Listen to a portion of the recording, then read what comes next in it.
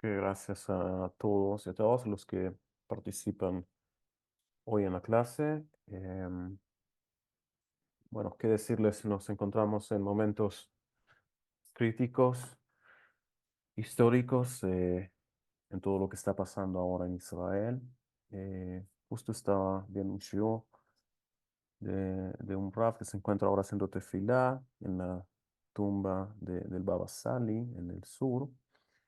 Y bueno, que sea este shiur también para el mérito de todo Am Israel, estudiando el tema de la vaca roja. Hablamos la clase pasada acerca de los requisitos calificativos de la vaca. Solo vamos a regresar a esto rápidamente para seguir en el punto en el que nos habíamos quedado. Tenemos entonces que en la Torah, en la Parashat Hukat, nos ordena la Torah que los requisitos de el pedido de Hashem de traer una vaca bermeja. Como nos dice, este es el decreto, la Hukat, a Torah, de la Torah, que Hashem ha ordenado, diciendo, habla a los hijos de Israel, y que tomen para ti una vaca completamente bermeja, en la que no haya defecto, sobre la cual no se haya impuesto yugo alguno. Hablábamos de los requisitos calificativos de la vaca roja, que son que sea completamente roja, bermeja, no solo su cuero, también todos sus vellos. Dependiendo de las circunstancias, tan solo dos vellos de otro color pueden descalificarla. Hay eh, criterios en los cuales si hay un solo vello se le podría quitar y así todavía quedaría habilitada la vaca. Sin embargo, dos o más la descalificarían, ya que no se podría estarla haciendo, depilando los vellos de otro color de la vaca para dejarla que será apta para el servicio, sino que naturalmente tiene que ser un animal que sus vellos sean rojos. Recordemos que en genética la expresión de vellos rojos no es algo común, ya que esta expresión fenotípica, o sea, que se expresa en lo que usted ve en un cuerpo, sea un ser humano o animal, es una expresión recesiva. El concepto genético lo que quiere decir que no siempre se expresa, eh, por lo que sabemos que el hecho de tener un animal, una vaca completamente roja, desde que nace y durante los años en los que crece, ya que sabemos que tiene que ser por lo menos de 2 años y quedarse así completamente roja, eso es un hecho eh, que no común y que no se ve todos los días. Eh, Sin duda alguna, tiene que haber de alguna forma intervención divina en que Hashem bendiga al animal y que la vaca se quede completamente roja durante todo el tiempo eh, en que el animal crece. Y desde luego que se mantenga sin que se le haya impuesto yugo o que se haya hecho trabajo con ella, todavía nos trae muchos más desafíos con el tema y sabemos que de acuerdo a la halajá, el animal tiene que ser adquirido, tiene que ser comprado, no podemos hacer crecer un becerro, una becerra y esperar a que crezca. No se puede criar y hacerla crecer, al menos de manera eh, a como lo dice la halajá. Sin embargo, vemos como en, en el Instituto del Templo en Jerusalén ha hecho crecer varias vacas de color rojo, que en su mayoría son traídas de afuera de Israel y las han hecho crecer bajo ciertas condiciones especiales, haciéndolas aptas de acuerdo a la halajá. Eh, bueno, siguiendo con este asunto, decíamos que el evento de adquirir una vaca completamente roja es muy raro, por lo que puede ser costoso y por lo que hay que estar dispuesto a pagar mucha plata por ello, miles de dólares por una vaca roja y lo que haya que pagar, ya que es una mitzvah muy preciada, ya que por medio de este procedimiento especial y difícil de entenderlo, podemos entenderlo en el sentido del significado, del por qué se hace, ya que la parte técnica la podemos entender, lo que se hace con el animal y el procedimiento, las alajot técnicas, desde luego podríamos entenderlas, sin embargo, la trascendencia más allá de la ley eh, es un poco más complicado de entender. El procedimiento puede ser muy costoso monetariamente. Tenemos que recordar que el financiamiento para comprar el animal, todo Am Israel tiene que estar involucrado en ello, ya que la vaca roja eh, se compra con los fondos públicos, o sea que representa a todas las tribus, no a una tribu en particular que tenga y posea mucho dinero, eh, ya que sabemos históricamente, bíblicamente, hay tribus que fueron bendecidas con mucha bendición material. Tenemos, por ejemplo, el mayor ejemplo, la tribu de Yosef y sus descendientes, a los que se les entregó básicamente toda bendición material, todas estos megadim, de todas estas delicias, tanto del cielo como de la tierra, la bendición de los Ararei Kedem, los montes antiguos, la bendición de los Gibaot Aolam, se le entregaron a Yosef y sabemos que en sus descendientes hay una bendición muy grande económica. Tenemos también el ejemplo de la tribu de Asher, una tribu también que se asentó en la parte norte de Israel. Era una tribu también que tenía mucha posesión material. Tenemos también la tribu de Zebulún. eh, era una tribu también muy pudiente, que tiene una bendición sobre los negocios y la economía. Es una tribu también que fue bendecida económicamente y muy seguramente hoy en día tenemos representantes de esta tribu y descendientes que tienen mucha capacidad económica. Em, y bueno, qué decir también de las tribus que estuvieron al otro lado del Jordán, Rubén, Gad, Menashe, como dice la Torá, tenía mucho ganado, tenía muchas posesiones, fueron tribus que fueron muy bendecidas. Por lo que es importante que todas las tribus estén involucradas en la compra de la vaca roja y hacer esta inversión espiritual y también económica, pagando la cantidad de plata necesaria que sea para poder adquirir una vaca completamente roja. Hablábamos también de el relato de la Gemara, donde cuentan que los sabios una vez pagaron hasta 600.000 dinares de oro por una vaca roja, que es bastante plata, y estaban dispuestos incluso a pagar más por ella. Em, Decíamos también que sus ojos, sus dientes y lengua no necesitan ser rojos, ni sus pezuñas o sus cuernos. Sin embargo, si sus pezuñas y cuernos son negros, pueden ser cortados, como lo trae la Mishnah. Debe ser una vaca y no una becerra, como mencionábamos.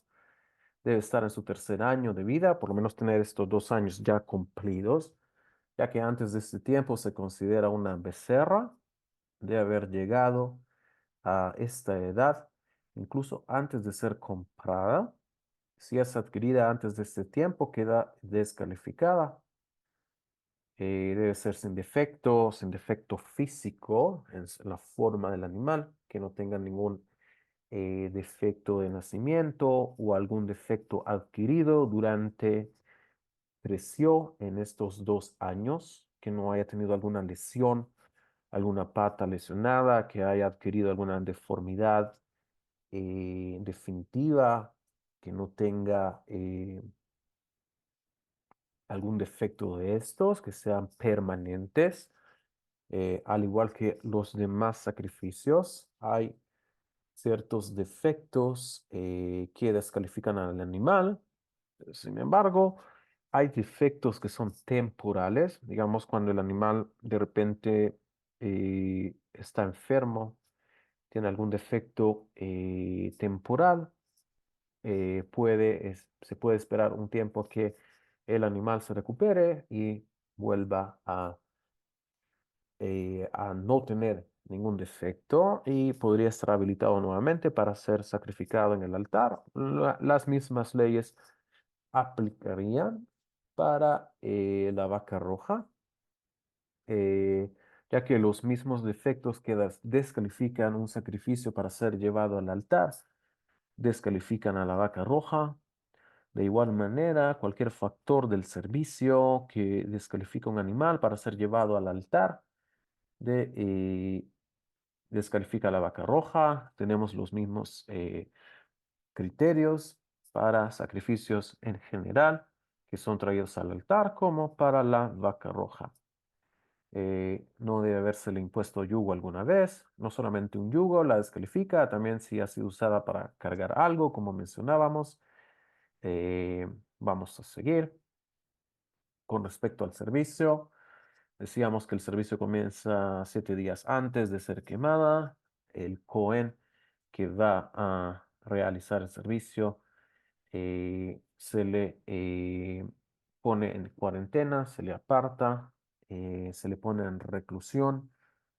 Eh, Algunos opinan también que incluso al Cohen, en este lapso de 7 días, que sabemos que es el mismo lapso de tiempo para el procedimiento mismo de la vaca roja, en este lapso de tiempo se le aplica al mismo Cohen que va a hacer el servicio, se le aplica del agua de Mei Hatat, de la vaca roja, para poder purificarlo de cualquier impureza por muerto con la cual haya estado en contacto inconscientemente.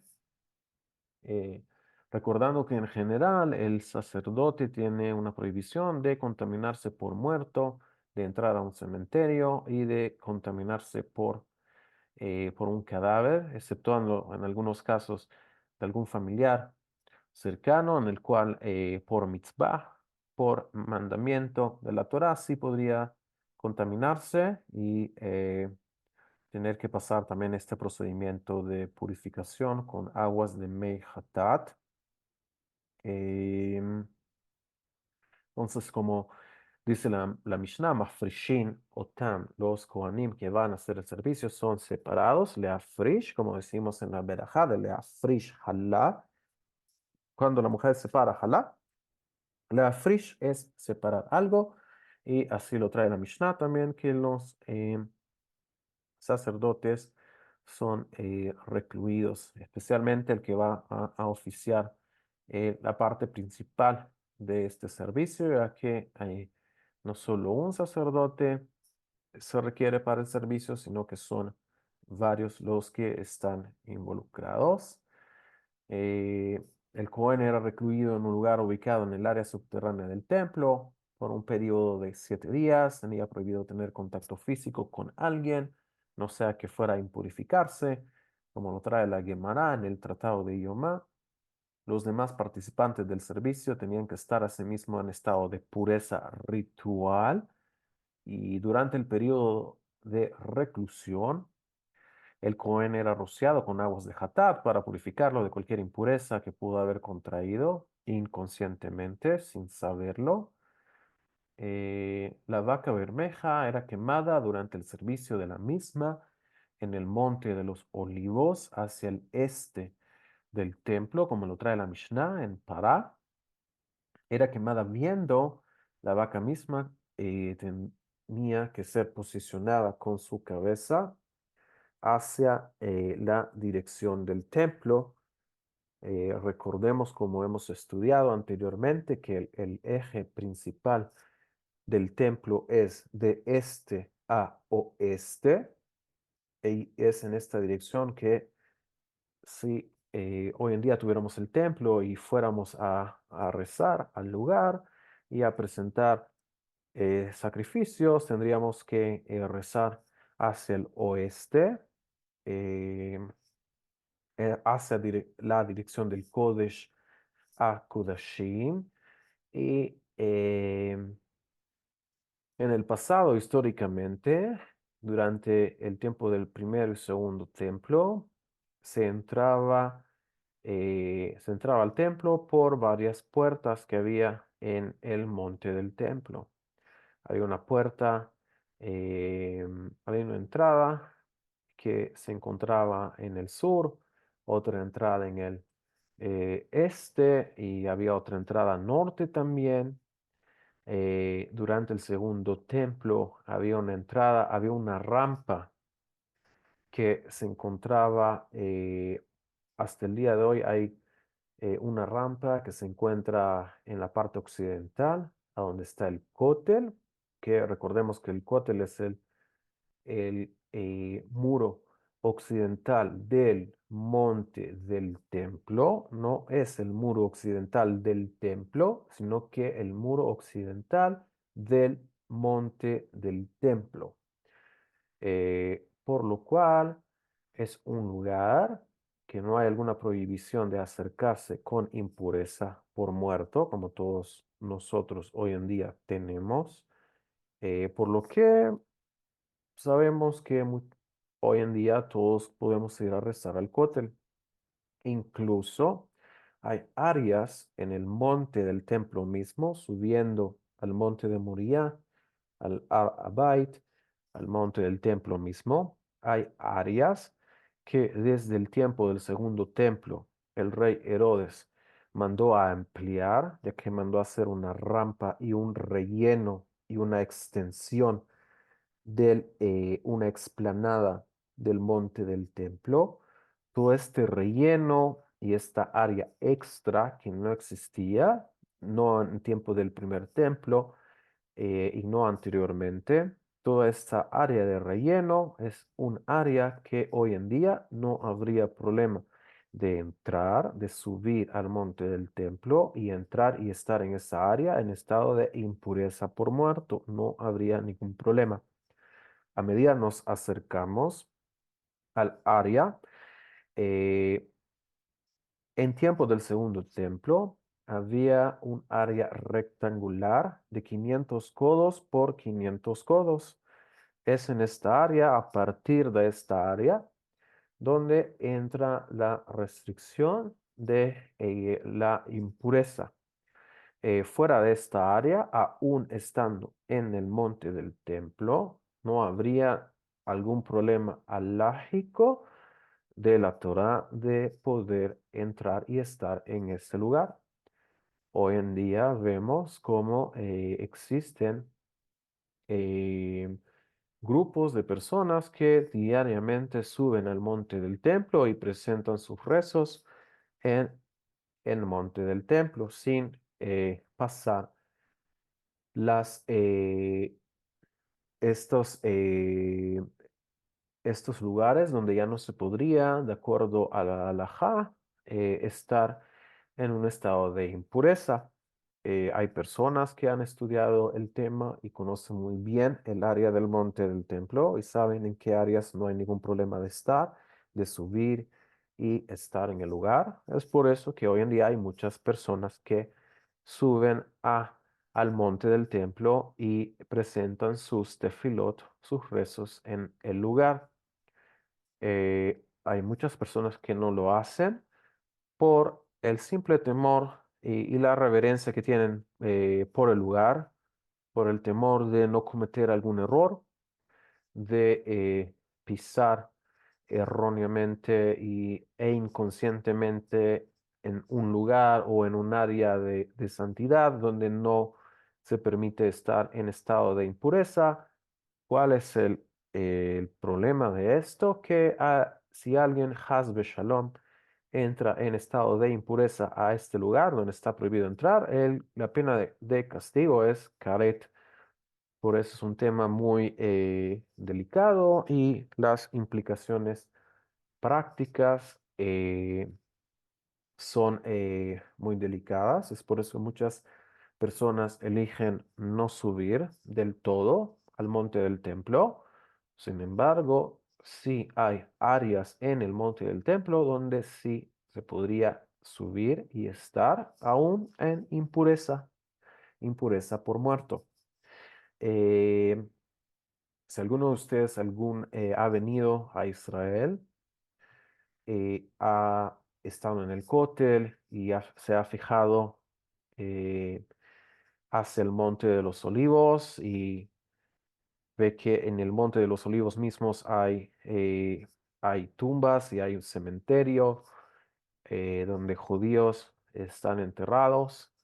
Es hacia esa dirección del Monte de los Olivos, en donde había un lugar que estaba eh, directamente alineado con la entrada este del templo y que se podía ver incluso la entrada al Ejal, al edificio mismo del templo en dirección hacia el oeste, posicionados nosotros en el monte de los olivos, estando al este del templo, mirábamos en línea recta eh, la entrada este del templo e incluso se miraba el Ejal, la entrada al edificio propiamente dicho del templo. Y es en esta dirección, en la dirección este, en donde había un lugar específico donde se hacía un altar para poder, y una pira con maderas y con fuego para poder hacer ahí y quemar la vaca. Eh, hay una o dos imágenes de esto. Blineder luego de la clase, porque no la adjunté realmente a la clase, pero Be'ezrat Hashem, luego de la clase, yo voy a enviar una o dos imágenes donde se ve el posicionamiento de la vaca roja, a donde se sacrificaba, se le hacía la shejitá y a donde se quemaba. Eh, En el lenguaje de la Mishnah se conoce el monte de los olivos como el monte del aceite, ya que sabemos que de la oliva se saca aceite y así lo van a encontrar en el lenguaje de la Mishnah como el monte del aceite, el Ashemen. Eh, la pira de madera entonces era puesta en un lugar en dirección a la entrada del templo. Eh, este sitio era revisado para cerciorarse que no hubieran tumbas aledañas que pudieran impurificar a los que participaban del servicio, como lo trae la Gemara en el Tratado de Zevahim, donde habla en general de todos los sacrificios. Es importante mencionar en este punto que había una estructura especial que salía de la parte este del templo hacia el lugar donde se hacía el servicio de la vaca roja. Esta estructura especial tenía estructuras con arcos y tenía varios niveles y estructuras arqueadas. ¿Para qué hacían esto? Era por si en el terreno abajo había alguna tumba no señalada, que nadie supiera que había un cadáver ahí e impurificarse accidentalmente. Por eso construían estructuras con piedras arqueadas y con varios niveles, ya que al haber espacio entre el terreno de abajo y haber un espacio entre estructura de arriba por donde se camina, se evita impurificarse. Y por eso hacían estructuras arqueadas y tenían varios niveles para poder evitar este asunto que erróneamente al caminar hacia el este, hacia el Monte de los Olivos, alguien pisara terreno donde hubiera una tumba y de esta forma impurificarse y desde luego se echa a perder todo el procedimiento con la vaca. Eh, la vaca bermeja era atada de sus patas para poder ser faenada, como los animales también en el templo. Habían eh, ganchos y estructuras en las cuales se podían fijar las patas del animal. Se le daba de beber primero agua al animal, se cercioraba que el animal se sintiera bien y se le fijaban sus patas en estos aros o ganchos y ahí se hacía la shejitá. Estas estructuras se encontraban en la parte norte del templo, ya que sabemos que la mayoría de sacrificios eran faenados en ese lugar, especialmente el sacrificio Olá, que es el sacrificio principal, ya que diariamente se presentaba 2 veces al día. Y como hemos estudiado con este sacrificio, el Corban Atamid, la ofrenda continua, o Corban Olá, la ofrenda de ascenso, la que sube completamente al Creador, era con este sacrificio, con la Olá de la mañana, que se empezaba el servicio en el templo y se terminaba asimismo el servicio en el templo con el sacrificio continuo de la tarde y todos sus arreglos y su procedimiento. Con eso se terminaba el día en el templo, recordando que en la práctica el servicio sacrificial se presenta solo de día, ya que no hay sacrificios que puedan ser traídos durante la noche, eh, incluyendo el sacrificio de Pesaj. Sabemos que el animal se faenaba todavía en la tarde del 14 de Nisan. eh, Se hacía todo el procedimiento del sacrificio y derramar la sangre en el altar, como lo estudiamos en su tiempo. Y una vez derramada la sangre del altar del sacrificio pascual, recibimos la carne del animal, sus miembros que pueden ser consumidos y lo consumíamos asado dentro de las murallas de Jerusalén hasta antes de la medianoche. Sin embargo, todo el procedimiento del sacrificio y el derramamiento de la sangre del animal se hacía en el atardecer del 14 de Nisan antes que anochezca, ya que no hay sacrificios que son traídos y la sangre que es rociada durante la noche.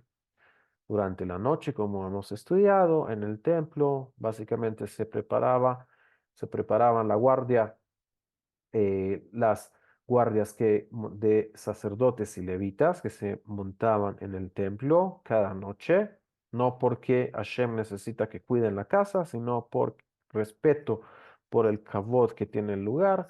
Los sacerdotes y levitas montaban guardias, los levitas cuidaban eh, 21 puestos, los sacerdotes cuidaban 3 puestos. eh, y también se hacían preparativos para el día siguiente, se preparaban para el día siguiente y con respecto al altar, lo que pasaba es que se terminaban de quemar los miembros de sacrificios y animales que todavía no habían terminado de quemarse durante la mañana, la mediodía o la tarde del día en el que se había trabajado. Eso se terminaba de quemar toda la noche y estudiamos también en clases pasadas cómo los horarios de los sacrificios también se relacionan a los horarios de las tefilot, la tefilá de la mañana, la tefilá de la tarde y mencionamos que Arbit no tiene ninguna correlación con algún sacrificio. Sin embargo, durante el tiempo en que se quemaban los miembros que no se habían quemado durante el día, es cuando nosotros presentamos el rezo de la tarde-noche, el rezo de Arbit.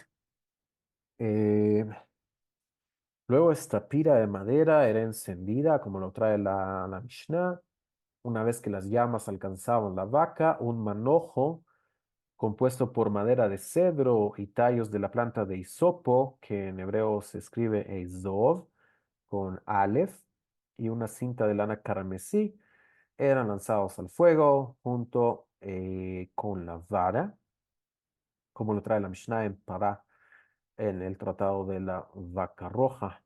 La identidad del Ezov, de este hisopo, ha sido motivo de discusión entre los sabios. La Gemara en Shabbat nos cita tres opiniones, cada una identificando el Ezov con el orégano, la savia, el hisopo, la mejorana y el tomillo, todas familias de la menta, como lo vemos que trae Rashi ahí en esa hoja de Shabbat, la cara B, en la página 109, cara B, el Rambam, el comentario a la Mishnah en Negaim y el tratado de Shevi'it. Y nos trae también el comentario de Ibn Ezra a la Torá, al libro de Shemot, con respecto a esta planta que es eh, familia de la menta. La vaca era dejada en la pira quemándose hasta que era convertida en polvo, y si incluso una porción pequeña como una oliva era dejada sin quemar, el procedimiento se invalidaba, como lo trae la Tosefta en el Tratado de Pará. Luego de haber sido quemada y hecha polvo, sus cenizas eran recolectadas y divididas en tres porciones. Una porción era puesta en el templo para resguardo, ya que es mitzvah de la Torah, resguardar de estas cenizas, como dice la Torah, le mishmeret, para resguardo, como lo indica la Torah en Bamidbar 19:9. Las cenizas resguardadas eran usadas posteriormente para ser usadas para purificar a los futuros participantes del servicio en un tiempo posterior. Una segunda porción era colocada en el monte de los olivos mismo para purificar a los Kohanim antes del servicio en el templo. Antes de que ellos entraran al templo, se les purificaba también.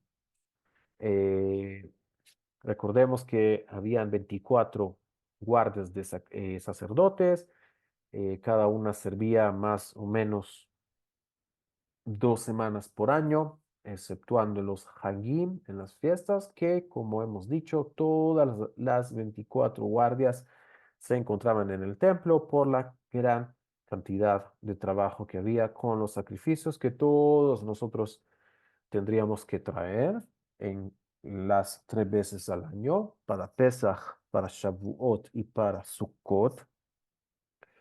En una tercera porción de estas cenizas era usada para uso público y era dividida en 24 porciones más pequeñas que eran puestas en los 24 puestos donde los Kohanim y levitas montaban guardia en el templo. Como mencionamos, 3 puestos eran para los sacerdotes y 21 puestos para los levitas. Una de sus funciones era ser porteros en el templo, o sea, guardar las puertas del templo. Esta era una de las funciones de los levitas, además de la función importante y primordial de ellos, que es el canto, cantar en un lugar o en una especie de gradas que se conoce como el Duján, que está justo frente al altar principal, en el patio principal, a cielo abierto. En este lugar, en el Duján, ahí cantaban los levitas durante la libación del sacrificio de la mañana. Ahí es donde decían los salmos que ellos cantaban diariamente. Principalmente el servicio de ellos en el Duján era el canto. también siendo levita podrían tocar instrumentos musicales en el Duján. Sin embargo, también alguien que no es levita podría tocar un instrumento musical en el Duján. No necesariamente hay que ser levita para tocar un instrumento musical en el Duján. Sin embargo, el canto en sí, solamente los levitas lo podían hacer. Una característica única de este servicio es que todo el que participaba del mismo, desde que la vaca era quemada hasta que sus cenizas eran juntadas, se impurificaba como un rishon letumá, incluyendo sus ropas y utensilios que eran utilizados. Aquí es donde entra el concepto de la paradoja de la vaca roja, que quien viene a purificar se impurifica. Esta paradoja, que quien viene a proveernos pureza se impurifica a él, proveyéndonos la pureza, con él se impurifica como un rishon le tumá. Lo que quiere decir que en la práctica, quien terminó de hacer el servicio de la vaca roja y se impurificó como Rishon Letumá, tendría que lavar sus ropas y sumergirse en el mikveh, volviendo a su pureza anterior al atardecer de el día en que él hizo el servicio. Es una impureza, sin embargo, de las impurezas que podemos sacar yendo al mikveh y sumergiéndonos en la tevilá, en el mikveh. De esta forma se saca una impureza de Rishon Letumá, en el primer grado de Tumá. Criterios para el servicio. Aunque la vaca bermeja podía ser faenada por cualquiera, según la opinión de los Amoraim, como lo trae en el Tratado de Yomá, Rabbi Hanan, la cual es la opinión alágicamente aceptada, o sea que la alajá se fijó de acuerdo a Rabbi Hanan, como trae el Rambam en el Hot Pesulei Amugdashem. Sin embargo, el Amorá Rav mantiene que solo un Cohen puede faenarla, el rociamiento de la sangre, la quema de la misma y el lanzamiento del cedro, el hisopo y la cinta carmesí, sí eran hechos por un Cohen. Eh, Repasando esta parte, tenemos entonces que hay opiniones que dicen que el faenado de la vaca roja puede ser hecho por cualquiera, como los otros sacrificios en el cual la shejitá del animal puede ser hecha por alguien que no es sacerdote. Sin embargo, recibir la sangre y llevarla al altar, rociarla, eso solamente por un sacerdote, por un cohen. Hay opiniones que dicen que también la vaca roja puede ser faenada por cualquiera que no sea sacerdote. Sin embargo, se fijó que lo hiciera solo un sacerdote. Faenar la vaca, solo un sacerdote, y desde luego recibir la sangre, lanzar el hisopo con el cedro, con la cinta carmesí, solamente un sacerdote. De acuerdo a la opinión del Tanna Kama, en la Mishnah de Pará, 4.1, el servicio de la vaca bermeja debe ser realizado por el Cohen Gadol, no solamente un sacerdote, sino que el principal todos los sacerdotes, el Cohen Gadol. Sin embargo, la opinión, la halajá es de acuerdo al Tana Rav Yehuda, quien opina que un Cohen Ediot con Hei, o sea, un Cohen ordinario que no tiene alguna, algún nivel en los grados de la Keuná, del sacerdocio especial, como los estudiamos. Hay 8 grados en el sacerdocio, comenzando por el grado mayor, que es el Cohen Gadol, hasta el grado menor, el octavo, que es el Cohen Ediot, o sea, un sacerdote común y corriente que no tiene un rango específico, especial dentro de la casta sacerdotal. Eh, Tenemos entonces que está la opinión del Tanakama, que nos trae que el Cohen Gadol tiene que hacer el servicio. Sin embargo, la halajá se estableció que fuera cualquier otro sacerdote que pudiera realizar el servicio de la vaca roja, y así lo trae el Rambam, de acuerdo a la halajá fijada en las leyes de la vaca roja.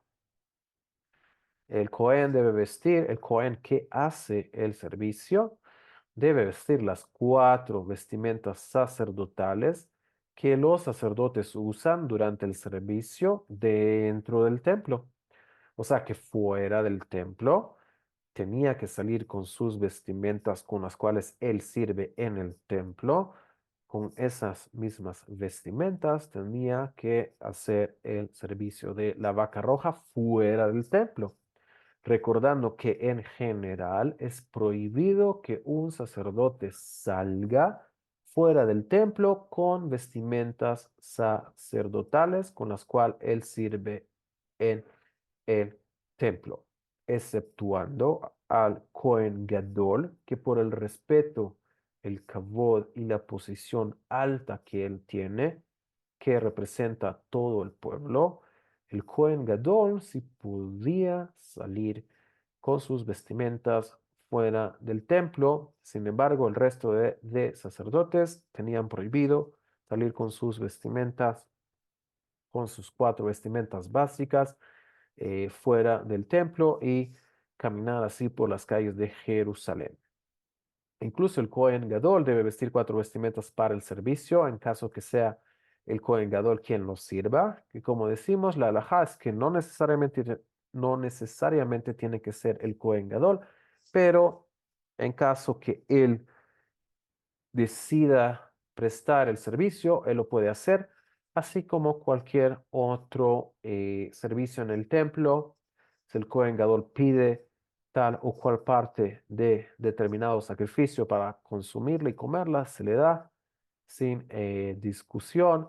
Si él quiere servir determinado sacrificio, determinado korban olá de la mañana o de la tarde y él quiere hacerlo, él lo puede hacer, él puede escoger qué sacrificios él quiere servir y qué partes de ciertos animales él quiere tomar, eh, teniendo en cuenta que el Cohen Gadol tiene la obligación de la Torá de servir todo el servicio sacrificial de Yom Kippur es en manos del Cohen Gadol. Y este es el único día en el año en que hay una exigencia especial en la cual solamente el Cohen Gadol hace todo el servicio sacrificial de Yom Kippur. Solamente el Cohen Gadol puede hacerlo, ya que como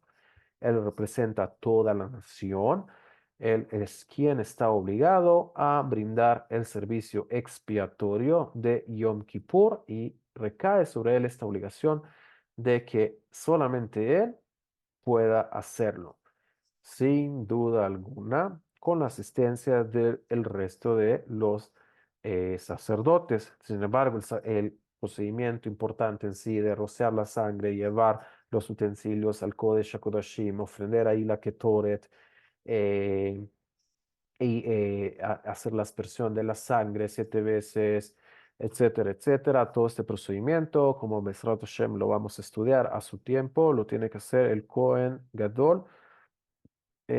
Hay etapas y partes del servicio de Yom Kippur en que el Kohen Gadol lo hace sobre 4 vestimentas básicas, sobre las vestimentas blancas, y hay otra etapa del servicio en que el Kohen Gadol lo hace sobre sus 8 vestimentas, que se conocen como las vestimentas de oro. Vamos a detallar más acerca del servicio de Yom Kippur más adelante, Bli Neder, Besrat Hashem, en una clase acerca de Yom Kippur. Igualmente, el Cohen debe lavar, el Cohen que presta el servicio para la vaca roja debe de lavar sus manos y sus pies, lo que se conoce como Kiddush, antes de realizar el servicio, como con cualquier otro sacrificio. Es un requerimiento de la Torá cuidar la vaca bermeja de que no contraiga alguna impureza una vez que ha sido faenada. Recordemos el principio que un animal vivo no adquiere y no es susceptible a impureza. Una vez faenado el animal, se vuelve susceptible a impureza y en caso de contraer impureza queda obviamente descalificada. Si quien hace el servicio desvía su atención por un momento de cuidar la vaca bermeja, o sea, de poner sus ojos en ella y ver que todo vaya bien, el servicio es inválido como trae el Tratado de Yomá. Esto también es cierto con respecto a el resto de sacrificios. Si el sacerdote desvía su intención de lo que está haciendo, también otros sacrificios son invalidados. Igualmente la vaca roja. Y de igual forma, el servicio queda inválido si durante el mismo otra actividad que no tiene relación con el servicio mismo es realizada, con excepción de quien hace el faenado. Todo el que esté envuelto en el servicio de la vaca bermeja debe de estar puro.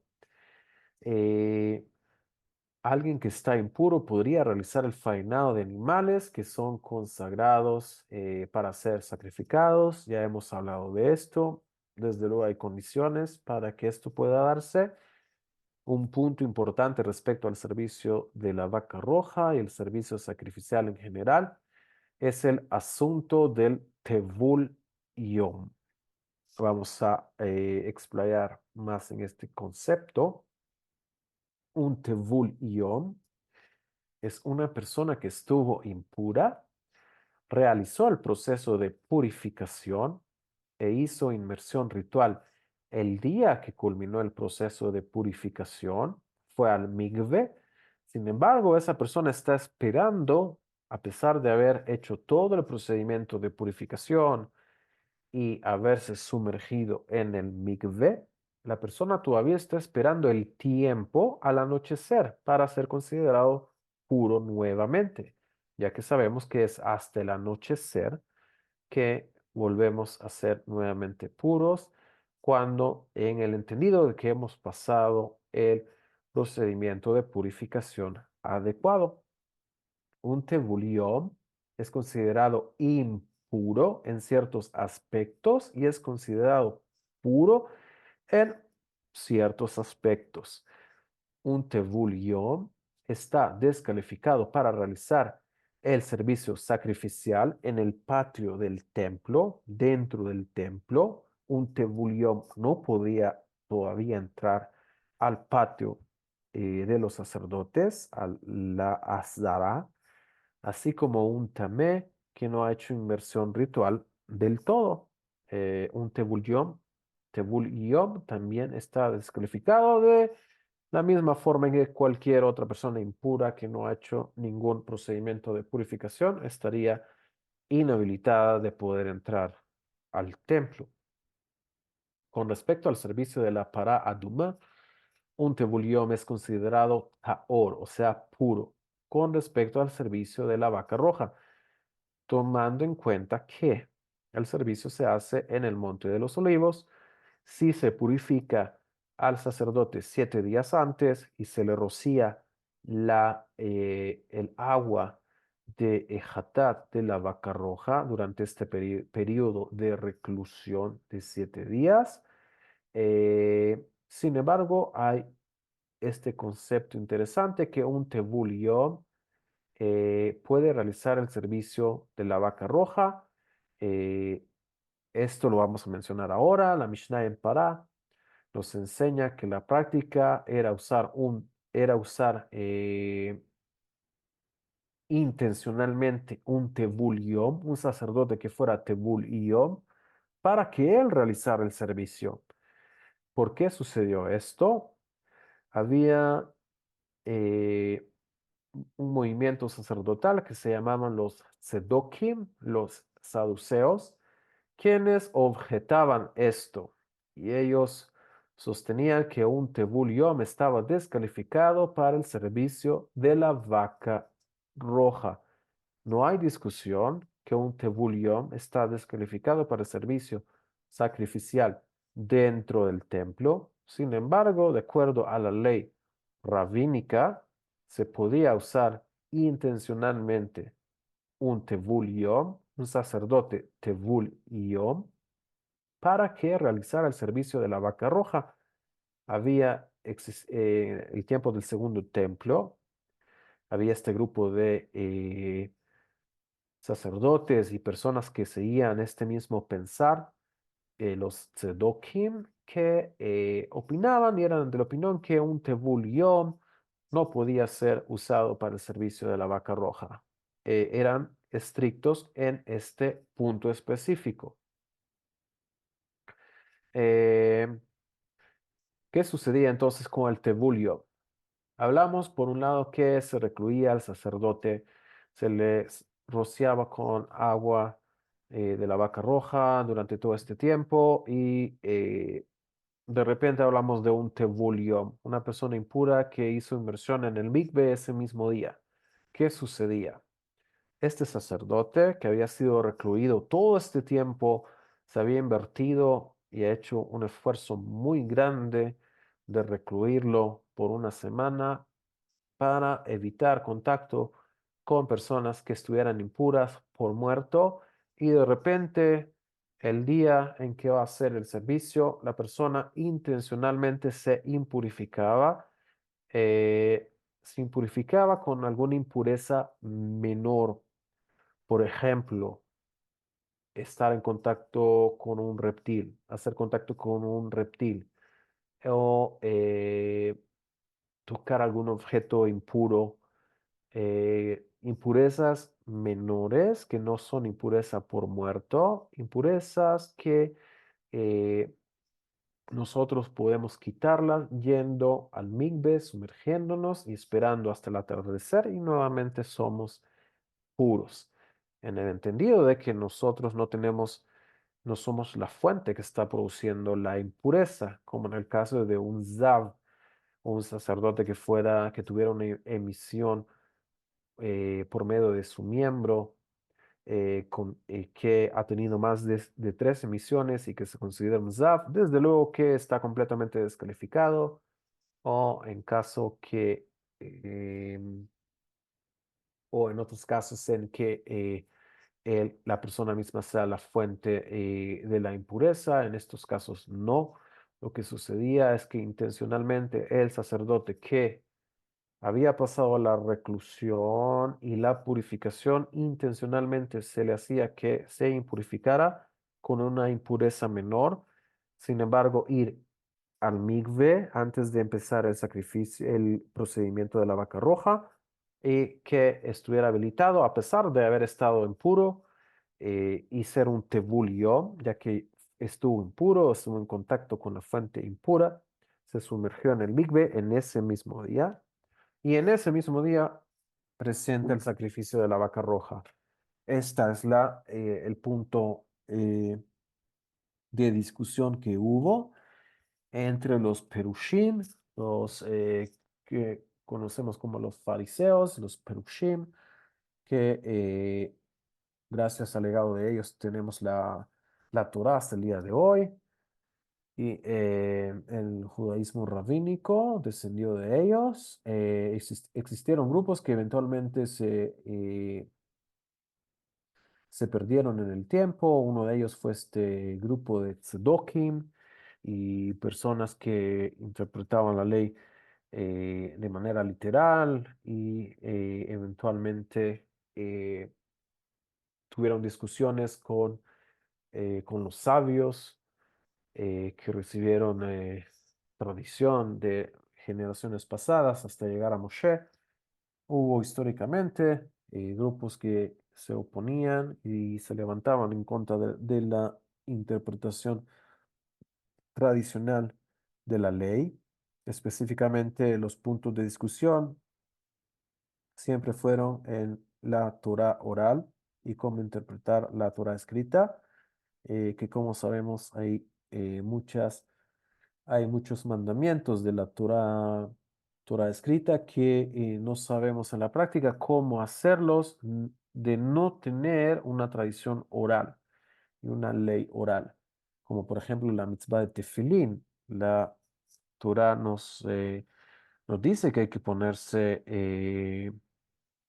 filacterías y que serán como señales o tiot en nuestro brazo y en medio de nuestros ojos. Eh, Sin embargo, en la práctica, cómo hacer los tefilín, cómo ponérselos y todas las leyes, todo eso es parte de la tradición oral. Así como esta mitzvah, así hay muchas mitzvot que dependen de la tradición oral para poder hacerlas, que de otra manera, de la Torah escrita, no hay forma de entender cómo hacer una mitzvah.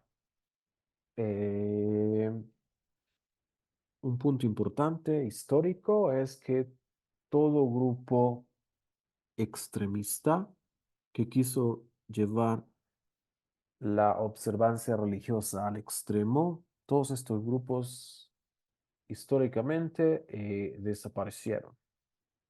Que eso es un punto interesante, ya que, como sabemos, está el principio de que no tenemos que desviarnos de la Torá, no a derecha y no hacia la izquierda. Eh, con lo cual, como explica el Rambam mismo, siempre tenemos que caminar por el camino en medio y tratar siempre en nuestra vida y en todo lo que hacemos, incluyendo nuestra observancia religiosa, de manera balanceada, no yéndonos a ningún extremo, no al extremo de alejarse de la espiritualidad.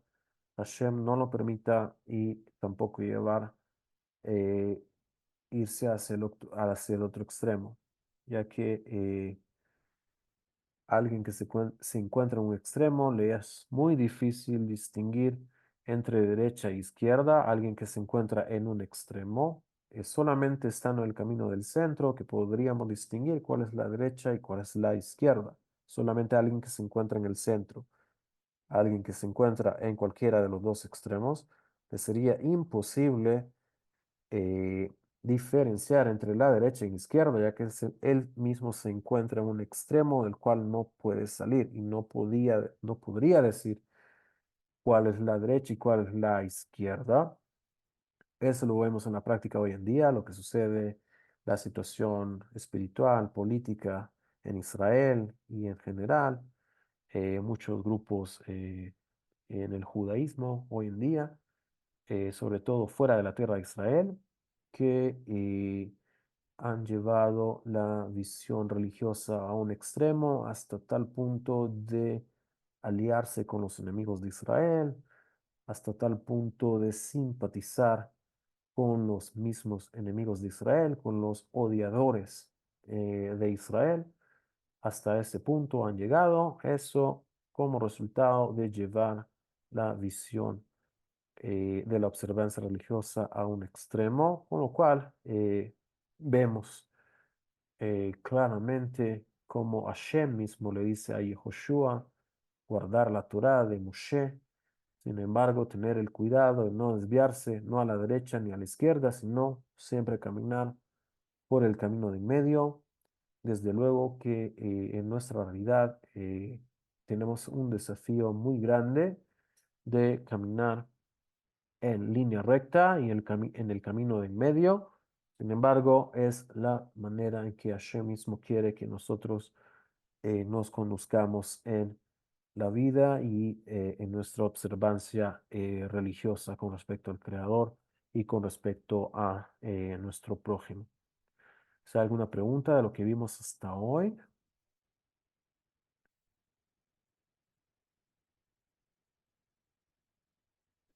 Shalom, Mari. Yo tengo una pregunta. Sí. El Cohen Gadol utilizaba cuatro vestimentas. ¿Esas vestimentas qué simbolizaban y por qué cuatro? ¿Y en qué momento se las cambiaba, no se las cambiaba? Y como hay un pasú que dice que nosotros, que, bueno, el pueblo de Israel se asemeja a un sacerdote si el Cohen Gadol para cumplirse se cambiaba 4 veces su vestimenta, entonces ahora que no está el templo, todavía aún el tercer templo, una persona, un israelí, ¿cómo hace ese servicio? Ok, el Kohen Gadol tiene 8 vestimentas, como los 8 grados del sacerdocio, como justo leemos en la parashá de esta semana, Parashat Tetzaveh. Las vestimentas sacerdotales son para Kavod y para Tiferet. Kavod es honor, Tiferet generalmente se traduce como esplendor. ¿Qué sucede con el sacerdocio? ¿Qué sucede con las vestimentas?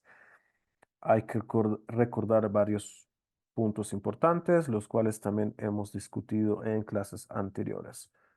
Parte de las vestimentas sacerdotales tienen tonos rojos, que sabemos que el rojo representa el juicio, el din, y representa a la justicia, como el principio que nos dice tzedek mishpat, justicia y juicio.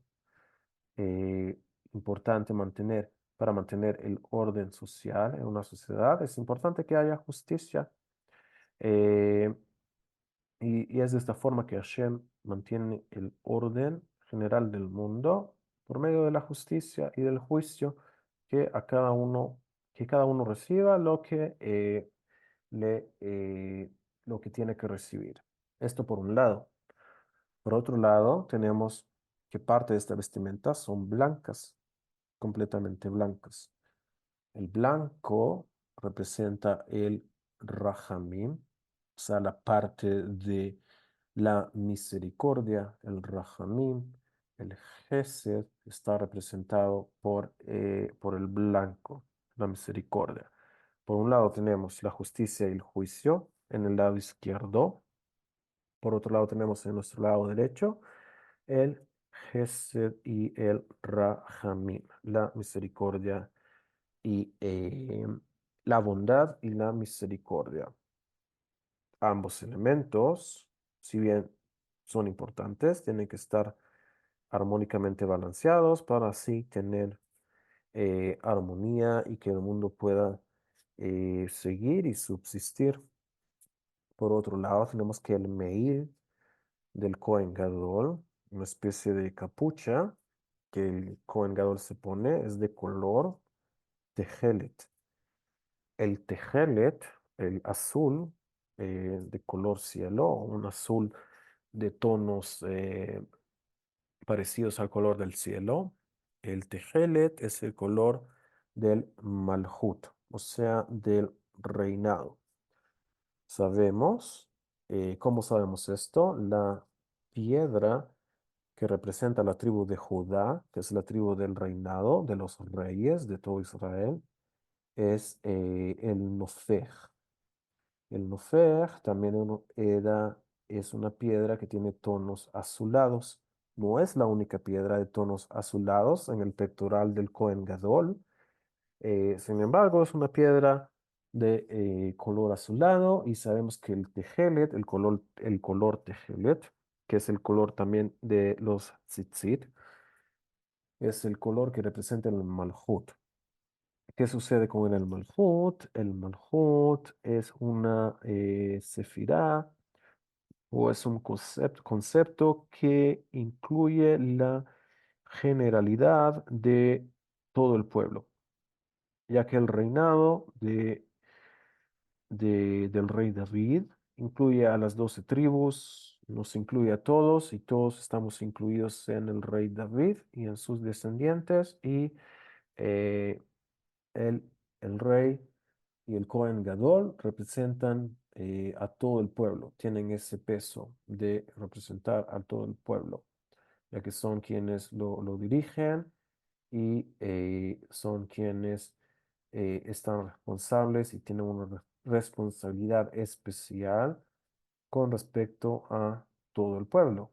Por eso vemos también que el sumo sacerdote también tenía 2 piedras de Shoam sobre sus dos hombros, con escritos 6 nombres de 6 tribus en cada uno de sus hombros, haciendo el total de 12 nombres, representando ese peso y esa responsabilidad que el sumo sacerdote llevaba sobre sí, de representar a todo el pueblo con su conducta, una conducta intachable y un servicio frente al Creador y frente a los demás, frente al prójimo, intachable.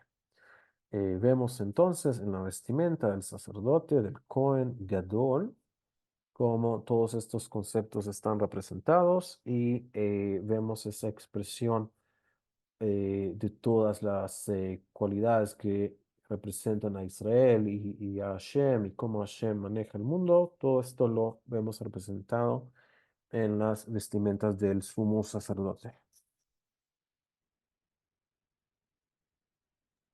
Gracias, More. Gracias a ustedes por haber participado y Besrat Hashem. La próxima semana nos veríamos. Seguimos con el tema de la vaca roja. Besrat Hashem, tal vez 1 o 2 clases más y terminamos el tema en general, desde luego. Y seguiríamos con otro tema, el tratado de Midot, con las medidas del templo y los lugares del templo, Besrat Hashem. Eh, bueno, le voy a mandar la imagen de la vaca roja a donde se sacrificaba para que la vean como parte de la clase y Besrat Hashem, si todo va bien, la próxima semana nos veríamos, que todos estén muy bien, que tengamos buenas noticias y que tengan feliz tarde o mediodía en sus lugares. תודה רבה. Toda Raba. Gracias. Shabbat Gracias, shalom. More. Que todo esté bien. Gracias.